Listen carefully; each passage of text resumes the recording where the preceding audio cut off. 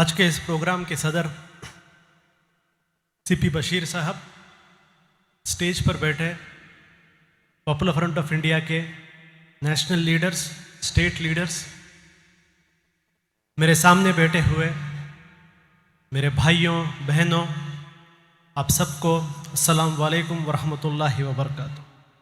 मैं इंशाअल्लाह मेरी बातें जो है हिंदी ज़बान में करूँगा, क्योंकि बहुत सारे लोग जो इस उम्मीद में बैठे हैं कि पॉपुलर फ्रंट कल ख़त्म होने वाला है, उन्हें मलयालम समझ में नहीं आता, उन्हें हिंदी में समझाना होगा। क्योंकि आज का हमारा ये प्रोग्राम जो है, आप ऐसा मत सोचिए कि कैलीकट में ये प्रोग्राम हो रहा है। ये कैलीकट में प्रोग्राम नहीं हो रहा है। ये प्रोग्राम कैलीकट में हुआ तो भी ये प्रोग्राम का जो असर है इंडिया के अलग अलग इलाकों में हो रहा है, खासकर नागपुर में और दिल्ली में इसका असर हो रहा है। केरला में ये कॉन्फ्रेंस इंपॉर्टेंट इसलिए है क्योंकि आपको याद रखना है, आज से 4 महीने पहले आलेपी में इसी कॉन्फ्रेंस के वक्त एक स्लोगन को इशू बनाकर एक छोटा मासूम बच्चा जिसके दिल में चंद बातें आ गई, उसने आकर स्लोगन कह दिया। आरएसएस के खिलाफ उसने एक स्लोगन कह दिया। उस स्लोगन को, एंटी आरएसएस स्लोगन को एंटी हिंदू स्लोगन बनाकर एक national international campaign popular front के खिलाफ चलाया गया। इसी केरला के अंदर सीपीएम गवर्नमेंट ने आरएसएस के इस एजेंडा, आरएसएस के इस प्रेशर में आकर मेजॉरिटी वोट्स को अपीस करने के लिए 35 से ज्यादा पॉपुलर फ्रंट के लोगों को अरेस्ट किया। पूरे केरला में अलग अलग ऑफिस के अंदर रेड्स हुए। पूरे इंडिया के नेशनल मीडिया में प्राइम टाइम में कहने लगे कि पॉपुलर फ्रंट जहां शुरू हुआ था केरला में, वहीं पर पॉपुलर फ्रंट प्रॉब्लम में है। पॉपुलर फ्रंट के लीडर्स जेल में हैं, पॉपुलर फ्रंट के ऑफिस में रेड हो रहा है, popular front finish, popular front खत्म हो गया। उसके बाद बिहार में बिना किसी एक वजह के 24 पॉपुलर फ्रंट ऑफ इंडिया के मेंबर्स का नाम एक फेक केस में डाला गया। एक फेक केस में तेलंगाना के अंदर 20 से ज्यादा पॉपुलर फ्रंट मेंबर्स के ऊपर यूएपीए केस डाला गया। और बहुत सारे लोग प्राइम टाइम में बैठकर, न्यूज में बैठकर बहुत खुश हो रहे थे कि पॉपुलर फ्रंट केरला में खत्म, पॉपुलर फ्रंट बिहार में खत्म, पॉपुलर फ्रंट तेलंगाना में खत्म, पॉपुलर फ्रंट पूरे इंडिया में खत्म। लेकिन आज के इस प्रोग्राम ने उनको जवाब दे दिया है कि जिस तरीके से ये समुद्र में जो लहरें होती हैं, उन लहरों को रोकने के लिए आप कंक्रीट डालो या पत्थर डालो या स्टील डालो, ये समुद्र रुकने वाला नहीं। उसी तरह पॉपुलर फ्रंट के सामने आप यूएपीए डालो, ईडी डालो, एनआईए डालो, पॉपुलर फ्रंट रुकने वाला नहीं है। इंशाअल्लाह आज केरला में जो हमने प्रूव किया है कि आलेपी के बाद जो हमारे ऊपर एक कैंपेन किया गया था, उस कैंपेन के बाद आज केरला में हमने इतना बड़ा एक कॉन्फ्रेंस किया है। मैं हमारे तेलंगाना के भाइयों से कहना चाहता हूं, मैं हमारे बिहार के भाइयों से कहना चाहता हूं, इंशाअल्लाह इससे बड़ा कॉन्फ्रेंस बिहार और तेलंगाना में भी हम करेंगे। पॉपुलर फ्रंट के बारे में जो नेगेटिव प्रोपेगेंडा फैलाया जा रहा है न्यूज चैनल एंकरों से, उनसे भी मैं कह रहा हूं, क्या अभी भी आपको अकल नहीं आई? अभी भी आपको समझ में नहीं आ रहा है? 2017 से आप कंटिन्यूअस पॉपुलर फ्रंट को टारगेट कर रहे हैं। क्या अभी भी आपको समझ में नहीं आ रहा है? आप जितना हमारे बारे में जहर फैला रहे हो, पॉपुलर फ्रंट ऑफ इंडिया का पॉपुलैरिटी उतना बढ़ रहा है। एक जमाना था शहरों में भी लोगों को पॉपुलर फ्रंट क्या पता नहीं था, सिटीज में भी पॉपुलर फ्रंट क्या है पता नहीं था। मुझे हाल ही में एक न्यूज चैनल के रिपोर्टर ने कहा, एक नेशनल न्यूज चैनल के रिपोर्टर ने कहा अपने कैमरामैन से पूछकर कि आज से 5 साल पहले पॉपुलर फ्रंट को सिटी में भी कोई नहीं जानता था, लेकिन अभी इंडिया के गांव गांव में बच्चा बच्चा पॉपुलर फ्रंट को जानता है। तो इन मीडिया से ये जो पॉपुलर फ्रंट के खिलाफ जो कैंपेन्स चला रहे हैं, उनसे मैं सिर्फ इतना कहना चाहता हूं, आप जो है पॉपुलर फ्रंट को टारगेट करने का ये कैंपेन बंद कर दिए। उसके बदले आपको एजेंडा चाहिए। बहुत सारे एजेंडा इंडिया के अंदर है। चीता है जो नामीबिया से आया, ये चीता और मोदी का केमिस्ट्री क्या है उसके बारे में शो कीजिए। आपको इश्यूज चाहिए, गटर में से गोबर गैस कैसा बनता है उसके बारे में आप प्रोग्राम्स कीजिए। चाइना को किस तरीके से इंडिया का जमीन ये नरेंद्र मोदी गवर्नमेंट दे रही है उसके बारे में प्रोग्राम कीजिए। रेडार से किस तरीके से मोदी ने इंडिया को बचाया उसके बारे में आप प्रोग्राम कीजिए, क्योंकि पॉपुलर फ्रंट के बारे में प्रोग्राम कर कर कोई रिजल्ट नहीं मिल रहा है आपको, और इंशाल्लाह आगे कोई रिजल्ट मिलने वाला भी नहीं है। देखिए, ये जो आज हमारा कैंपेन है, ये जो कॉन्फ्रेंस है, सेव द रिपब्लिक नाम का एक कैंपेन जो पॉपुलर फ्रंट ऑफ इंडिया ने 26 जनवरी को कन्याकुमारी से शुरू किया था।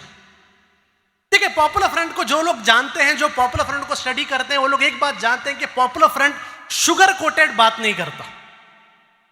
हम ये शुगर कोटेड, चॉकलेट, ऐसे मीठे मीठे बातें हम नहीं करते। जो है वो हम बोलते हैं, जो सच है वो हम सामने रखते हैं। हमें अगर एक कैंपेन करना था तो कोई शुगर कोटेड जोड़ो तोड़ो इस तरीके का कैंपेन हमें नहीं करना है। हमें डायरेक्ट कैंपेन करना है। इंडिया के अंदर डायरेक्ट प्रॉब्लम क्या है उस प्रॉब्लम को एड्रेस करना है। ऐसे एक टाइम पर भी अगर आप इंडिया के प्रॉब्लम को डायरेक्ट एड्रेस नहीं करोगे तो कब करोगे? इंडिया में प्रॉब्लम सिर्फ मुसलमानों को नहीं है, इंडिया में प्रॉब्लम सिर्फ एक संगठन को नहीं है, इंडिया के अंदर प्रॉब्लम सिर्फ किसी एक कम्युनिटी, एक पार्टी को नहीं है। अगर इंडिया के अंदर जो प्रॉब्लम है, फ्यूचर में जो प्रॉब्लम आने वाला है, वो प्रॉब्लम इंडिया के रिपब्लिक को है, इंडिया के डेमोक्रेसी को है, इंडिया के कॉन्स्टिट्यूशन को है। ये बड़ा प्रॉब्लम है। मुसलमानों के बारे में बात करने की जरूरत नहीं, मुसलमान अपने बारे में खुद बात कर सकते हैं। कम से कम कॉन्स्टिट्यूशन के बारे में तो बात कीजिए, कम से कम रिपब्लिक के बारे में तो बात कीजिए, कम से कम हमारे जो कॉन्स्टिट्यूशनल राइट्स हैं उसके बारे में तो बात कीजिए। ये चीज आवाम के सामने लेके जाने के लिए पॉपुलर फ्रंट ने ये कैंपेन किया। इस कैंपेन में हमने सीधा कहा कि इंडिया का थ्रेट क्या है और कौन लोग हैं जो इंडिया को टारगेट कर रहे हैं और कौन लोग हैं ये टारगेट करने से कल इंडिया में क्या होने वाला। ये चीजों को हमने क्लियर किया इस कैंपेन में। इंडिया में बैठे वाला एक संघ परिवार जिसका एक आइडियोलॉजी है जिसको वो हिंदुत्व आइडियोलॉजी कहते हैं, आज से 20-25 साल पहले उस आइडियोलॉजी को कोई नहीं पसंद करता था। हिंदू धर्म के लोग भी हिंदुत्व को उन्होंने रिजेक्ट कर दिया था हिंदुत्व को। लेकिन आज हिंदुत्व को इंडिया का मेन स्ट्रीम आइडियोलॉजी बनाया जा रहा है, हिंदुत्व को नॉर्मलाइज किया जा रहा है। आप हिंदुत्व के बारे में क्रिटिसाइज करेंगे तो मीडिया चैनल्स कहते हैं देखो हिंदू धर्म को क्रिटिसाइज कर रहे हैं। कब से हिंदुत्व हिंदू धर्म हो गया? कब से आरएसएस का एक आइडियोलॉजी जो सावरकर के नाम एक शख्स ने जिसको प्रमोट किया था, कब उसका आइडियोलॉजी हिंदू धर्म का आइडियोलॉजी हो गया? यही काम 2014 से फुल फ्लेज में हो रहा है। इंडिया को चाइना की तरह, रशिया की तरह एक सिंगल पार्टी, एक रूल कंट्री बनाने की कोशिश की जा रही है। चाइना में आप ऐसा प्रोग्राम नहीं कर सकते, रशिया में आप ऐसा प्रोग्राम नहीं कर सकते, सीरिया में आप ऐसा प्रोग्राम नहीं कर सकते, क्योंकि वहां पर डेमोक्रेसी नहीं है, वहां पर सिंगल पार्टी रूल है। इजिप्ट में आप नहीं कर सकते, बहुत सारे डिक्टेटर कंट्री में आप नहीं कर सकते। और बीजेपी चाहती है, आरएसएस चाहती है इंडिया के अंदर भी जो ये डेमोक्रेटिक राइट्स है, इस डेमोक्रेटिक राइट्स को छीन लिया जाए ताकि इंडिया को भी चाइना के जैसा बनाया जाए, इंडिया को भी रशिया के जैसा बनाया जाए, इंडिया को भी जो है सीरिया के जैसा बनाया जाए। ये बीजेपी आरएसएस का टारगेट है। इस कैंपेन को इस उनका जो एक प्रोपेगेंडा है, उस प्रोपेगेंडा को चैलेंज करने के लिए कैंपेन हमने बनाया है, नंबर 1। नंबर 2, ये साल बीजेपी ने, आरएसएस ने एक नया कैंपेन शुरू कर दिया था, आजादी का अमृत महोत्सव। सब लोगों ने बहुत अच्छी तरीके से उस कैंपेन में साथ दिया, लेकिन इस कैंपेन में आजादी के नाम पर बीजेपी असल एजेंडा क्या पुश कर रहा था? बीजेपी, आरएसएस असल एजेंडा यह पुश कर रहा था कि इंडिया के फ्रीडम स्ट्रगल का जो हिस्ट्री है, उस हिस्ट्री को चेंज करने की आरएसएस कोशिश कर रहा था। इंडिया के फ्रीडम स्ट्रगल में आरएसएस का जो जीरो रोल है, उस जीरो रोल को बदलकर पूरा का पूरा फ्रीडम स्ट्रगल का क्रेडिट लेने की आरएसएस कोशिश कर रहा था। हमने उस वक्त यह कैंपेन किया। इस कैंपेन में गांव गांव में जाकर, गली गली में जाकर हमने लोगों के सामने रखा, हमने आरएसएस को एक्सपोज किया। हमने बताया 1925 से लेकर 1947 तक इंडिया में एक भी कैंपेन फ्रीडम के लिए आरएसएस ने नहीं किया। यह हिस्ट्री है। एक भी कैंपेन नहीं किया। Non cooperation movement, civil disobedience movement, कोई भी जो मूवमेंट्स आए हैं, इस किसी मूवमेंट में भी वो लोग नहीं थे। साइमन गो बैक का मूवमेंट आया 1927 में, आरएसएस 1925 में बना, 27 में साइमन मूवमेंट आया। उस मूवमेंट में पूरे इंडिया के लोग जुड़ गए, आरएसएस उसमें नहीं था। भगत सिंह, सदगुरु, अशफाकुल्ला खान, ये जो शहीद हैं, इन शहीदों के बारे में आरएसएस के लिटरेचर में जिक्र भी नहीं है, जिक्र भी नहीं है। और आरएसएस की सच्चाई पॉपुलर फ्रंट नहीं बता रहा। उस वक्त 1939 में ब्रिटिश की होम डिपार्टमेंट ने एक रिपोर्ट प्रेजेंट किया था।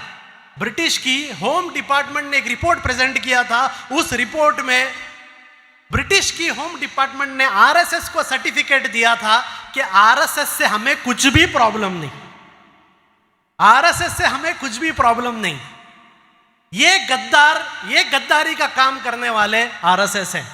वो लोग सोच रहे थे किसे लीडर बनाएं। अपने पहले सरसंघ चालक हेडगेवर को वो लोग हीरो बनाना चाहते थे, लेकिन हेडगेवर का प्रॉब्लम यह था कि वो जिंदगी में एक बार जेल गया था।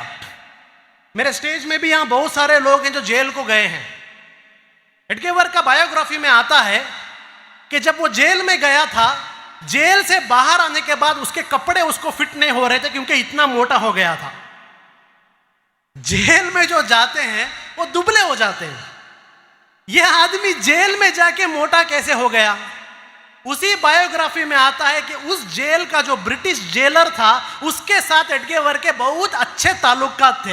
ये जो दुश्मनों के साथ एडजस्टमेंट का भी आरएसएस का हिस्ट्री है, 1-2 साल का नहीं है। जब से आरएसएस शुरू हुआ है तब से ब्रिटिश के साथ उनका एडजस्टमेंट का हिस्ट्री है। गोलवालकर को प्रमोट नहीं कर सकते, क्यों? क्योंकि गोलवालकर ने बंच ऑफ थॉट लिखी है। गोलवालकर ने वी आर नेशनहुड डिफाइन लिखा है।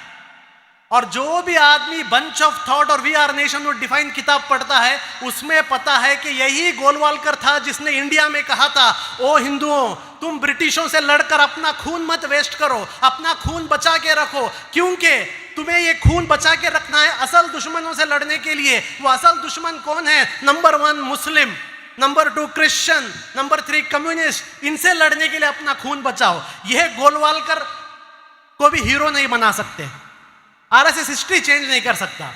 इसलिए इनके पास जा जाकर एक ही आदमी बचा है। वो एक आदमी है सावरकर, जिसको आज इंडिया में सॉरी कर कहा जाता है। सावरकर जिसको अंडमान में डाला गया और हर कोई जानता है कि उसने माफी लिखा। मैं उस माफी के बारे में नहीं जानता, हर कोई जानते हैं मसी पिटीशन के बारे में। लेकिन आपको जानना है, जब सावरकर जेल के बाद बाहर आया, तब सावरकर ने क्या किया। जब सावरकर जेल के बाहर आया 1947 तक सावरकर ने ब्रिटिश के खिलाफ कुछ भी नहीं किया। ब्रिटिश का पेंशन लिया, ब्रिटिश के खिलाफ एक कैंपेन नहीं किया। यहां तक कि जब सेकेंड वर्ल्ड वॉर के वक्त इंडिया के बड़े बड़े पॉलिटिशियंस ने प्रोविंशियल गवर्नमेंट के मिनिस्ट्रीज को रिजेक्ट कर दिया था, उस वक्त सावरकर जाकर ब्रिटिश के वाइसरॉय से मिलकर कहता है, अगर कांग्रेस आपके साथ नहीं, आप फिक्र मत करो, मैं आपके साथ हूं। और इसी श्यामा प्रकाश मुखर्जी की गवर्नमेंट ने मिलकर ब्रिटिश के साथ वेस्ट बंगाल में जो मूवमेंट थी उस मूवमेंट को सप्रेस किया। ऐसे लोगों को आज आरएसएस इस कैंपेन में देशभक्त बना रहा था, लेकिन पॉपुलर फ्रंट ने गली गली में जाकर, गांव गांव में जाकर पॉपुलर फ्रंट ने इन्हें एक्सपोज किया। हमने बताया कि असल गद्दार कौन है। और आरएसएस का असल में एक इंफीरियरिटी कॉम्प्लेक्स है। आरएसएस में असल एक इंफीरियरिटी कॉम्प्लेक्स है। वो इंफीरियरिटी कॉम्प्लेक्स ये है कि आरएसएस के पास कुछ भी नहीं है हिस्ट्री में बताने के लिए। अब अपने पास हिस्ट्री में बचाने के लिए कुछ भी नहीं है तो किसी को टारगेट करना पड़ेगा। और इंडिया में आरएसएस के टारगेट के लिए प्राइम टारगेट उनके लिए कोई है तो मुस्लिम कम्युनिटी है। वो इसलिए क्योंकि इंडिया के अंदर 20 करोड़ मुसलमान हैं।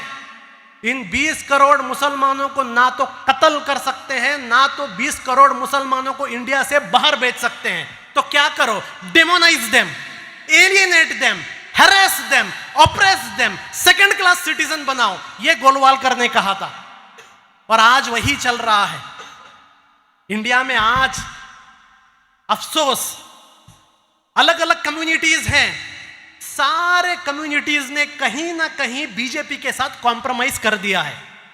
यूपी इलेक्शन में हमने देखा, 2019 इलेक्शन में हमने देखा, अलग अलग कम्युनिटीज ने अपने कम्युनिटी इंटरेस्ट को सामने रखकर बीजेपी के साथ कॉम्प्रोमाइज किया।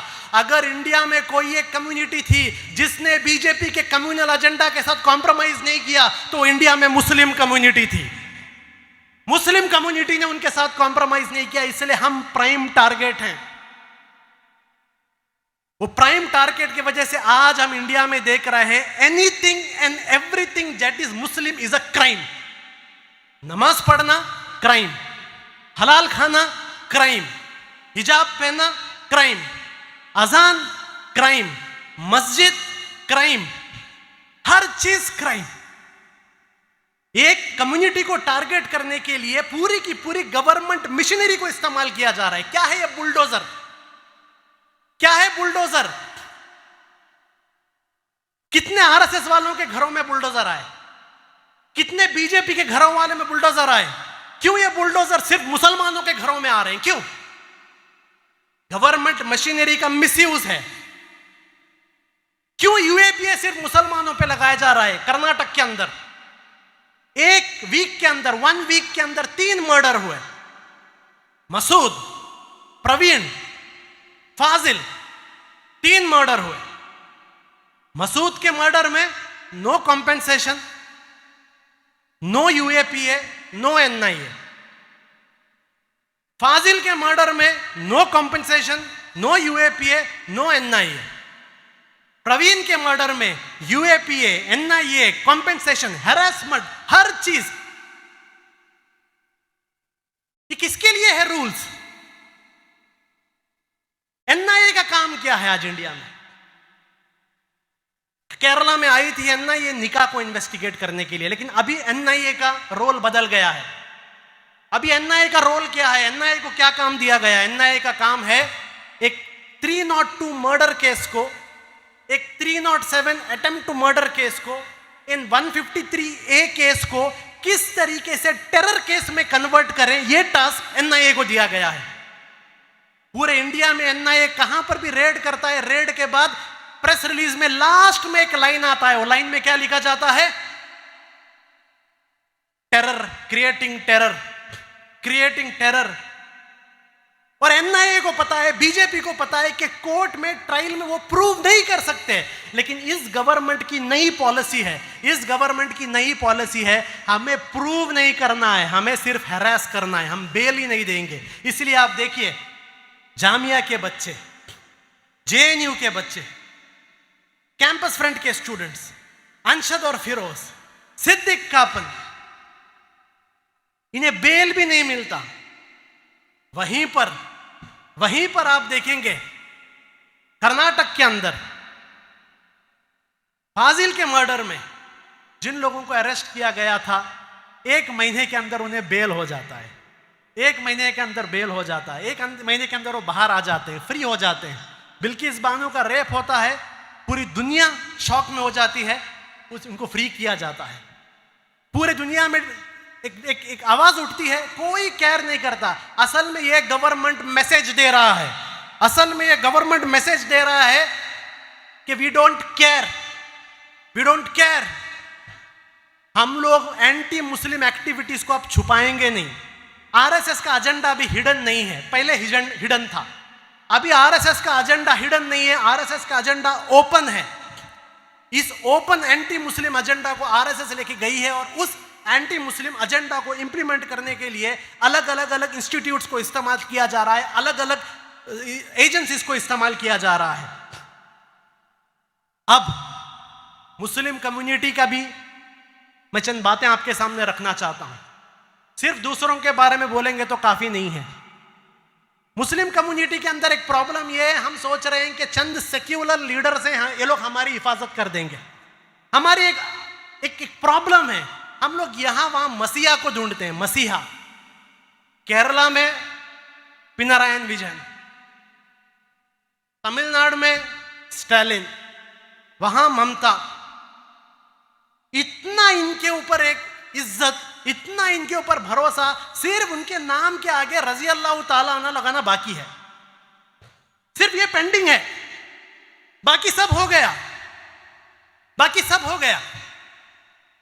लेकिन मैं आपके सामने एक बात कहता हूं, ये जो सेक्युलर पार्टीज के पीछे आप लोग जा रहे हैं, याद रखिए, इन सेक्युलर पार्टीज के सामने जब 2 ऑप्शन आएगा, इन सेक्युलर लीडर्स के सामने जब 2 ऑप्शन आएगा, एक ऑप्शन मुस्लिम्स के राइट्स के बारे में बात करना और सेकंड ऑप्शन मेजॉरिटी वोट्स को प्लीज करना, तो ये सेक्युलर पार्टीज जो हैं मुस्लिम राइट्स के प्रोटेक्शन के लिए नहीं, मेजॉरिटी वोट्स के लिए काम करेगी। याद रखिए इस चीज को। केरला में हमने देखा, केरला में क्यों आलेपी के प्रोग्राम के बाद आपको क्यों लगता है कि इतना पॉपुलर फ्रंट के खिलाफ सीपीएम लगी? यहां बीजेपी की गवर्नमेंट नहीं, या सीपीएम थी। वो इसलिए क्योंकि एर्नाकुलम में एक असेंबली इलेक्शन था और सीपीएम को उस असेंबली इलेक्शन में मेजॉरिटी कम्युनिटी का वोट चाहिए था।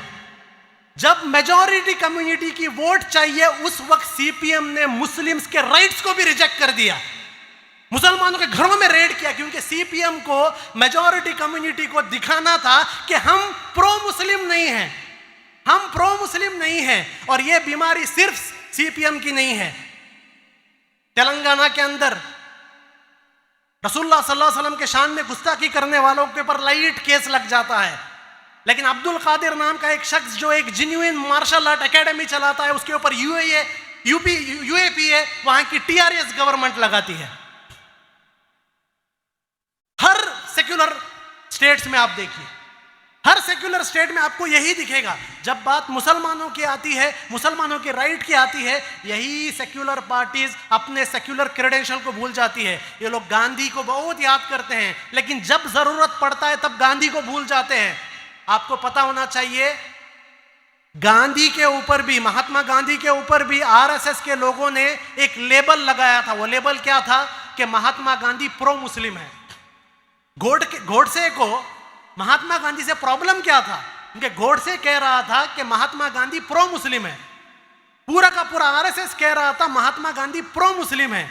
लेकिन उस वक्त महात्मा गांधी ने आरएसएस को खुश करने के लिए मेजॉरिटी अपीजमेंट का नाटक नहीं किया। जो है वो है, ये बात उन्हें पसंद नहीं आई, इसलिए हमने देखते हैं कि गोडसे ने जाकर गांधी को मर्डर कर दिया। इंडिया का सबसे बड़ा टेरर अटैक हुआ, महात्मा गांधी का मर्डर किया गया। और आज ये सेक्युलर पार्टीज जो अपने ऑफिस में महात्मा गांधी का फोटो लगाते हैं, लेकिन महात्मा गांधी की ये जो एक पॉलिसी थी कि अपीजमेंट, मुस्लिम माइनॉरिटी राइट्स को छोड़कर मेजॉरिटी अपीजमेंट के पीछे मत जाओ, ये जो एक पॉलिसी थी, उस पॉलिसी को इन्होंने रिजेक्ट किया।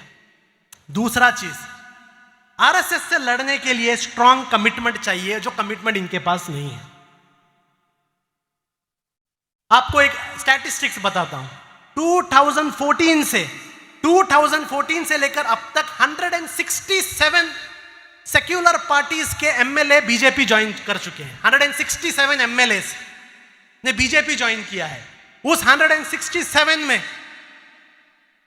100 कांग्रेस के लोग हैं, मोर देन 100 कांग्रेस के लोग हैं।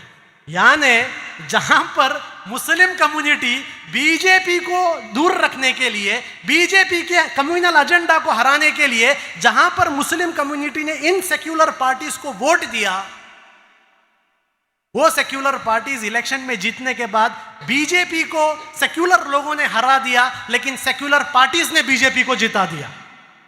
मध्य प्रदेश, महाराष्ट्र, कर्नाटक, मणिपुर, अरुणाचल प्रदेश, इस सारे स्टेट में आप देखिए वहां पर बीजेपी हार गई थी। गोवा बीजेपी हार गई थी, लेकिन बीजेपी को जिताया किसने? वहां पर बीजेपी को जिताया इन्हीं सेक्युलर पार्टीज ने। तो देखिए आप इन पर जो एक भरोसा है, वो भरोसा आंख भर करके करना, ये भी कोई भी एक अक्लमंदी की बात नहीं। मुसलमानों को अपना एक पॉलिटिकल स्ट्रैटेजी जरूरी है, और इंडियन कॉन्स्टिट्यूशन में, इंडियन डेमोक्रेटिक सिस्टम में आइडेंटिटी पॉलिटिक्स कोई हराम नहीं है। आइडेंटिटी पॉलिटिक्स एक कम्युनिटी के पास एक टूल है जिससे वो अपने पॉलिटिकल रिप्रेजेंटेशन के लिए काम करे। तो अब वक्त आ गया है एक पॉलिटिकल आइडेंटिटी की तरफ, एक पॉजिटिव पॉलिटिक्स के बारे में सोचने का वक्त आ गया है, क्योंकि जिन पर आपने भरोसा किया वो ये आरएसएस के थ्रेट से नहीं लड़ सकते।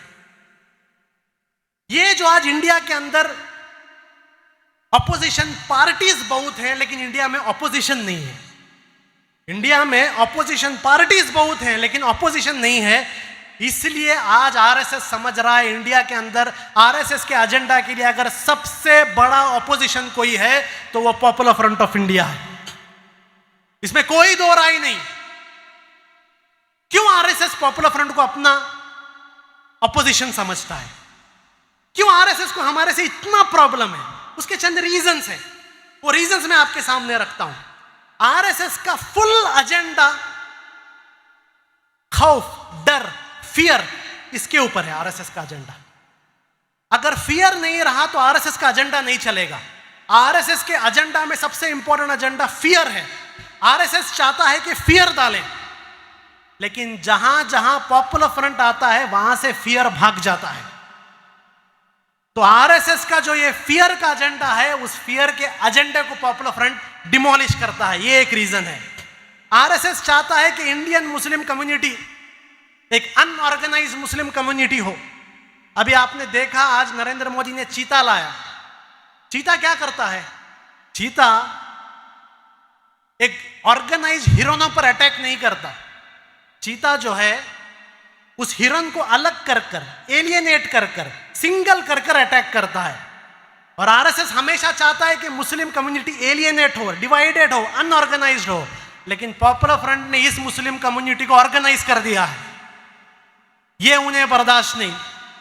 तीसरा चीज, वो चाहते हैं इंडियन मुस्लिम्स को कॉन्स्टिट्यूशन के बारे में पता ना चले, अपने राइट्स के बारे में पता ना चले। जिस दिन से पॉपुलर फ्रंट इंडिया के सीन में आया है, हमने इंडियन मुस्लिम कम्युनिटी को उनके लीगल राइट्स और उनके कॉन्स्टिट्यूशनल राइट्स के बारे में बताया है। और ये बात मैं पॉपुलर फ्रंट का जनरल सेक्रेटरी आपके सामने नहीं कह रहा हूं। पॉपुलर फ्रंट के बारे में 2 रिसर्च स्टडीज हुए हैं। 2 रिसर्च स्टडीज हुए हैं। पहला रिसर्च स्टडी ऑक्सफोर्ड यूनिवर्सिटी में एक पीएचडी स्कॉलर डॉक्टर एमरिच ने पॉपुलर फ्रंट पर किया है। उस ऑक्सफोर्ड के स्कॉलर ने पॉपुलर फ्रंट के बारे में क्या कहा कि पॉपुलर फ्रंट ऑफ इंडिया ने मुस्लिम्स को आइडेंटिटी के छोटे छोटे पॉलिटिक्स से बाहर निकालकर सिटीजन पॉलिटिक्स की तरफ लेके आए हैं। और रिसेंटली आईआईटी मद्रास में भी पॉपुलर फ्रंट के बारे में एक रिसर्च पेपर आया है, एशियन सर्वे जर्नल में आया है। अगर आप वो सर्वे पढ़ेंगे, आईआईटी का रिपोर्ट पढ़ेंगे, आईआईटी मद्रास के रिपोर्ट में आता है कि इंडिया में पॉपुलर फ्रंट ने मुस्लिम कम्युनिटी के अंदर लीगल प्रैग्मेटिज्म लाया है। ये जो चीज आरएसएस तोड़ना चाह रहा था, ये पॉपुलर फ्रंट ने लाया है। एक जमाने में हम कहते थे, आज ऑक्सफोर्ड यूनिवर्सिटी और आईआईटी मद्रास कह रहा है। ये पॉपुलर फ्रंट का कंट्रीब्यूशन है। आरएसएस चाहता है कि उनके एजेंडा के सामने कोई ना रुके, लेकिन पॉपुलर फ्रंट एक कल्चर को प्रमोट कर रहा है। वो कल्चर ये है कि अगर आपके सामने इनजस्टिस होता है तो खामोश नहीं रहना है, इनजस्टिस के खिलाफ बात करना है। ये जो एक बात करने का एक कल्चर, एक एटीट्यूड पॉपुलर फ्रंट ने शुरू किया है, इसलिए पॉपुलर फ्रंट से प्रॉब्लम है। और आखिरी चीज, पॉपुलर फ्रंट को वो लैंग्वेज आता है जो लैंग्वेज आरएसएस को समझ में आता है। हम उनके लैंग्वेज में बात करते हैं, हम शुगर कोटेड बात नहीं करते, हम आरएसएस को अपीस करने की कोशिश नहीं करते। हमारे मुसलमानों में चंद संगठन है, वो आज भी ये सोचे हैं कि आरएसएस सुधर जाएगा। आज भी हमारे अंदर ऐसे संगठन और लीडर हैं जो सोचे हैं कि आरएसएस को इफ्तार पार्टी में बुला के, ईद मिलन प्रोग्राम में बुलाकर, कम्युनल हार्मनी प्रोग्राम में बुलाकर आरएसएस सुधर जाएगा। लेकिन हमने समझ लिया है कि ये एक आइडियोलॉजी जो है, एक कैंसर की आइडियोलॉजी है, ये सुधरने वाले नहीं। आरएसएस का एक लैंग्वेज है, वो लैंग्वेज सिर्फ आरएसएस को पता था।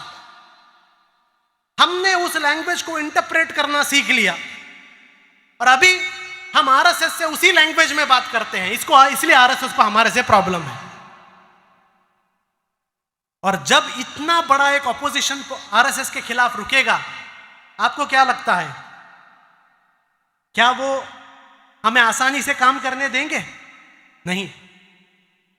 पूरा मिशनरी को इस्तेमाल किया है पॉपुलर फ्रंट को खत्म करने के लिए, फुल मिशनरी। हर एजेंसी को सुपारी दिया गया है, कॉन्ट्रैक्ट दिया गया है पॉपुलर फ्रंट को खत्म करने के लिए। लेकिन ये सारे प्रॉब्लम्स को फेस कर कर भी हर दिन हम लोग आगे जा रहे हैं। वो इसलिए क्योंकि उर्दू में एक शेर है, फानूस बनकर जिसकी हिफाजत हवा करे, फानूस बनकर जिसकी हिफाजत हवा करे, वो शम्मा वो क्या बुझे जिसकी हिफाजत खुदा करे।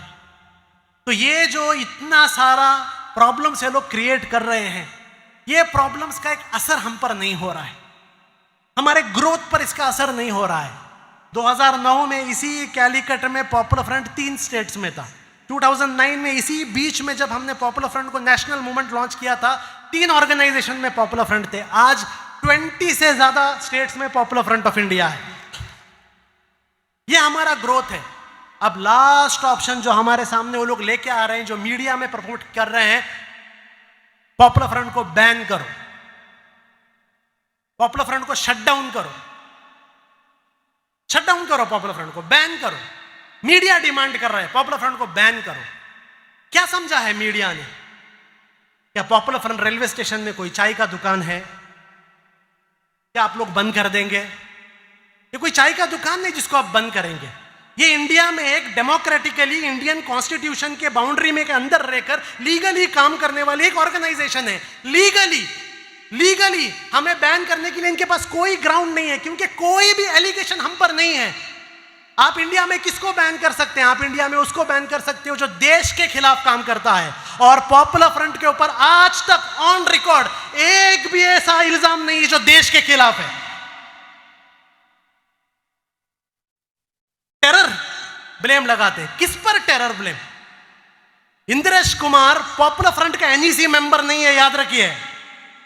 इंद्रेश कुमार जिसका नाम मालेगांव में आया था, जिसका एनआईए ने इंक्वायरी किया था, एटीएस ने जिसका इंक्वायरी किया था, चार्जशीट में जिसका नाम आया था, और अभी आरएसएस का जो प्रचारक शिंदे जिसने नांदेड़ में एफिडेविट में उसने बताया कि इंद्रेश कुमार की लीडरशिप में टेरर नेटवर्क आरएसएस में चल रहा है, वो इंद्रेश कुमार पॉपुलर फ्रंट का एनईसी मेंबर नहीं है, वो आरएसएस का एनईसी मेंबर है, याद रखिए।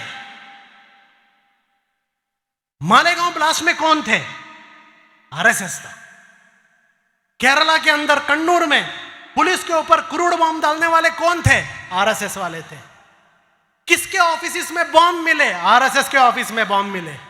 तमिलनाडु में शिवकाशी में किसके ऑफिस के अंदर पाइप बॉम्ब मिले? आरएसएस के ऑफिस के अंदर पाइप बॉम्ब मिले। लश्कर ए तोयबा का एक एजेंट जो अभी कश्मीर में पकड़ा गया, कौन से पार्टी का था? बीजेपी से था। मध्य प्रदेश में जो आईएसआई का एक एजेंट मिला, कौन से पार्टी से था? बीजेपी से था। ये सारा क्राइम बीजेपी कर कर टेरर ऑर्गेनाइजेशन पॉपुलर फ्रंट हो जाता है क्या? फिर बोलते हैं आप लोग टेरर नहीं है तो आप क्रिमिनल हो। क्रिमिनल है? क्या क्रिमिनल काम किया है हमने? टीजे जोसेफ, जब केरला हाईकोर्ट ने कहा कि popular front as organisation T J Joseph case में इन्वॉल्व नहीं है, तब भी आप मानने के लिए रेडी नहीं। नारात में केरला हाई कोर्ट ने और सुप्रीम कोर्ट ने यूएपीए को निकाल दिया, तब भी आप मानने के लिए रेडी नहीं। आप कहते हैं पॉपुलर फ्रंट के मेंबर्स पर मर्डर केसेस हैं, कहां प्रूव हुए? लेकिन केरला के अंदर 240 से ज्यादा सीपीएम कैडर्स का मर्डर केस में आरएसएस इन्वॉल्व है। आप क्रिमिनल हो। और मैं यहां पर लिबरल से भी कहना चाहता हूं, मैं यहां पर लिबरल्स और सेक्युलर से भी कहना चाहता हूं, यही लिबरल्स और सेक्युलर्स आकर कहते हैं नहीं पॉपुलर फ्रंट के ऊपर एलिगेशन है, हम पॉपुलर फ्रंट के साथ काम नहीं कर सकते। आप सीपीएम के साथ काम कर सकते हैं। वो सीपीएम जिस पर आरएसएस वर्कर और बीजेपी वर्कर और पॉपुलर फ्रंट वर्कर्स का मर्डर केसेस है, वो सीपीएम क्रिमिनल नहीं है। आप टीएमसी के साथ काम कर सकते हैं, जिसके कैडर ने एक घर के अंदर 11 लोगों को जिंदा जला दिया, वो टीएमसी क्रिमिनल नहीं है। कांग्रेस पार्टी के लोग अलग अलग स्कैम में मर्डर केसेस में इन्वॉल्व हैं, वो लोग क्रिमिनल नहीं है। पॉपुलर फ्रंट क्रिमिनल है। आपको असल प्रॉब्लम पॉपुलर फ्रंट से नहीं, आपको असल प्रॉब्लम यह है क्योंकि पॉपुलर फ्रंट एक मुसलमानों की बनाई हुई तंजीम है। यह आपको असल प्रॉब्लम है, यह आपको असल प्रॉब्लम है। यह पूरे ड्रामेबाजी है। खरगोन में कहा गया पीएफआई, हरौली में कहा गया पीएफआई, जहांगीरपुरी में कहा गया पीएफआई। मैं मीडिया से पूछता हूं कहां है पीएफआई? खरगोन के चार्जशीट में पीएफआई है, खरौली के चार्जशीट में पीएफआई है, जहांगीरपुरी के चार्जशीट में पीएफआई है? नहीं है। लेकिन आप कन्वीनियंटली इग्नोर करते हैं कि राजस्थान के खरौली के चार्जशीट में आरएसएस के लोकल प्रचारक का नाम है, वो आप इग्नोर कर सकते हो। तो ये क्रिमिनल एंगल भी निकाल दिया। मैं ये बातें आपके सामने इसलिए कह रहा हूं क्योंकि आपके सामने जब भी कोई आकर कहे पॉपुलर फ्रंट टेरर ग्रुप है, पॉपुलर फ्रंट क्रिमिनल ग्रुप है, उनको बोलिए प्रूव करके दिखाइए। एलिगेशन लगाने से कुछ नहीं होता, प्रूव करो। हम पर आप एलिगेशन प्रूव भी नहीं कर सकते, लेकिन आरएसएस का इन्वॉल्वमेंट कोर्ट में प्रूव भी हो गया है। इसलिए हम कहते हैं कि डेमोक्रेटिकली लीगली हमें बैन नहीं कर सकते, क्योंकि we work within the constitution. मैं मेरी बात आखिरी करते हुए, आपके सामने खत्म करते हुए 2-3 चीज रखता हूं। ये जो पॉपुलर फ्रंट का काम है, बहुत सारे लोग आजकल सोशल मीडिया में पूछते हैं। मैं पूरे इंडिया के आवाम से कहता हूं, सोशल मीडिया में बहुत सारे लोग हमसे कहते हैं हमें पॉपुलर फ्रंट में जुड़ना है, हमें पॉपुलर फ्रंट में जुड़ना है। अच्छी बात है, लेकिन मैं आपसे कहता हूं पॉपुलर फ्रंट का मतलब ये मत समझिए पॉपुलर फ्रंट का मतलब बड़े बड़े कॉन्फ्रेंस, पॉपुलर फ्रंट के मतलब बड़े बड़े बाइक रैली, पॉपुलर फ्रंट का मतलब बड़े बड़े स्पीचेस, पॉपुलर फ्रंट का मतलब बड़े बड़े लीडर। ये पॉपुलर फ्रंट नहीं है, ये पॉपुलर फ्रंट के काम का रिजल्ट है। पॉपुलर फ्रंट का मतलब यह है कि आप इंडिया के अंदर का सबसे बड़ा क्राइम सिंडिकेट जो आरएसएस है, उस क्राइम सिंडिकेट को अपना दुश्मन बना रहे हो, यह पॉपुलर फ्रंट है।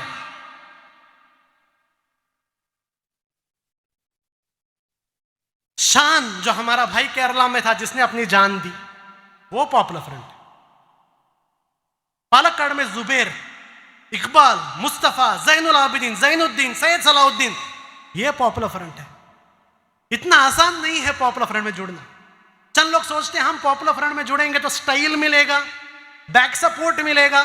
नहीं, मैं कुछ भी गारंटी नहीं दे सकता। पॉपुलर फ्रंट में जुड़ने में स्टाइल या पॉपुलर फ्रंट में जुड़ने से बड़ा बैकग्राउंड सपोर्ट कुछ नहीं मिलेगा। हाँ, क्या मिलेगा? पॉपुलर फ्रंट में जुड़ने में इतना मिल सकता है, हम ये गारंटी दे सकते हैं, आपकी करेज और आपकी बहादुरी का टेस्ट तो जरूर मिलेगा। ये हम गारंटी दे सकते हैं। पॉपुलर फ्रंट में अगर जुड़ेंगे तो इतना गारंटी हम आपको प्रूव कर सकते हैं कि आपका जो ये जोश है, ये जोश सिर्फ इमोशन है या कमिटमेंट है, ये प्रूफ हम लोग पॉपुलर फ्रंट में जुड़ने के बाद दे सकते हैं। जुड़िए पॉपुलर फ्रंट के साथ, लेकिन ये मत समझिए कि पॉपुलर फ्रंट मतलब कोई बच्चों का खेल है, पॉपुलर फ्रंट मतलब बड़े बड़े प्रोग्राम्स हैं, पॉपुलर फ्रंट का मतलब बड़े बड़े स्पीचेस हैं। ये पॉपुलर फ्रंट नहीं है, ये हमारा रिजल्ट है। पॉपुलर फ्रंट मतलब देश के लिए, मुल्क के लिए, संविधान के लिए हर कुर्बानी देने के लिए तैयार होना, यह पॉपुलर फ्रंट है। टीपू सुल्तान रहमतुल्लाह अलैह ने जो कहा कि शेर का एक दिन गीदड़ के 100 सालों से बेहतर है, यह पॉपुलर फ्रंट है। इसी मलबार के अंदर कुन्नी मोहम्मद हाजी ने कहा था कि जब अंग्रेज उन पर गोली मार रहे थे, मेरे आंखों से कपड़ा निकालो, मुझे अंग्रेज के गोली को देखना है। यह पॉपुलर फ्रंट है। तो पॉपुलर फ्रंट में जुड़ना मतलब बच्चों का खेल नहीं है। पॉपुलर फ्रंट में जुड़ना मतलब Indian constitution, Indian social fabric, Indian secular system और इंडिया के अंदर जो एक राइट्स हैं उस राइट्स को प्रोटेक्शन की जिम्मेदारी लेना है। देश के लिए कुछ भी करने के लिए रेडी होने का एक संगठन पॉपुलर फ्रंट है, एक मजाक का संगठन नहीं है। और आखिरी बात, मैं अब आवाम से कहता हूं, यह काम जो पॉपुलर फ्रंट कर रहा है सिर्फ पॉपुलर फ्रंट करने का काम नहीं, हर कोई करने का काम है। इंडिया में आज ऐसा एक सिचुएशन है, आप घर के अंदर बैठ के सोशल मीडिया में एक कमेंट या लाइक करने से आप सिचुएशन चेंज नहीं कर सकते। बहुत सारे लोग हमसे आके कहते हैं हम दिल से पॉपुलर फ्रंट के साथ हैं, हमें भी पता है दिल से हमारे साथ हैं, लेकिन एक वक्त ऐसा आता है जब अपने कंफर्ट जोन से बाहर निकलना पड़ता है। सिर्फ दिल से पॉपुलर फ्रंट को सपोर्ट करना काफी नहीं, जबान से भी करना जरूरी है, जबान से भी करना जरूरी है। तो अब वो वक्त चला गया जब ये सोचना कि साल में एक बार पॉपुलर फ्रंट को डोनेशन दे देंगे सब ठीक हो जाएगा, हमारा जिंदगी की जिम्मेदारी ठीक हो जाएगी, वो वक्त चला गया। वो नॉर्मल टाइम्स में था। अभी जब एक इंडिया को, एक डेमोक्रेटिक कंट्री को एक फैसिस्ट स्टेट बनाने की कोशिश हो रही है, ऐसे टाइम पर घर के अंदर एसी रूम में बैठकर एक्टिविज्म नहीं चलेगा। अब आपको पॉपुलर फ्रंट के साथ कंधे से कंधा मिलाकर बाहर आना पड़ेगा। मेरी बात खत्म करते हुए मैं एक सवाल आपके सामने रखकर मेरी बात खत्म करता हूं। पॉपुलर फ्रंट आपके सामने एक सवाल रख रहा है, हिस्ट्री को आपको आंसर देना है। इंडियन सोसाइटी को, हिस्ट्री को एक आंसर देना है। वो आंसर क्या है?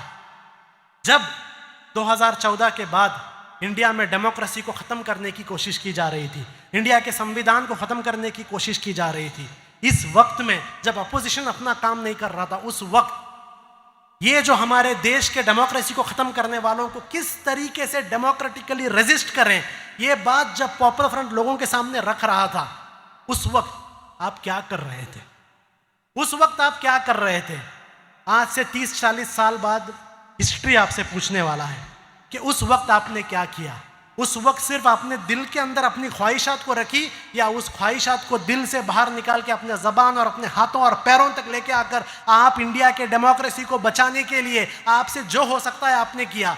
ये एक बहुत बड़ा सवाल है जिसका जवाब इंडियन सोसाइटी को हिस्ट्री में देना है। ये सवाल मैं इंडियन सोसाइटी के सामने रखकर अपनी बात को ख़त्म करता हूँ। वाखिर दाना अल्हम्दुलिल्लाहि रब्बिल आलमीन। अस्सलामु अलैकुम।